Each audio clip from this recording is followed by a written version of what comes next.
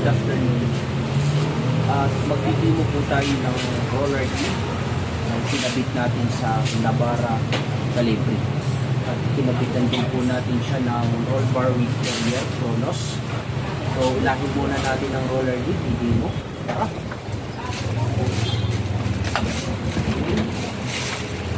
Twist lang yung lock para mag-release po ng sagat.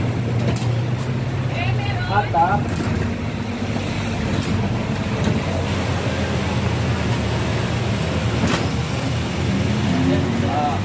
Pag nakasarado na po ang roller, automatic lock na po, hindi na po kapopos. So, tingnan natin yung lock na. Coded lock na po siya. Sa mga nagtatanong kung ano ang brand ng roller lid, ito po ang brand ng roller lid.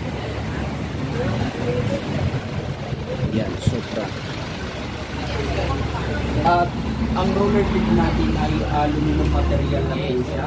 Tapos yung stainless na rin po yung canister box nito. So, hindi po siya kakalawangin dahil hindi naman po siya steel dahil aluminum material na po siya.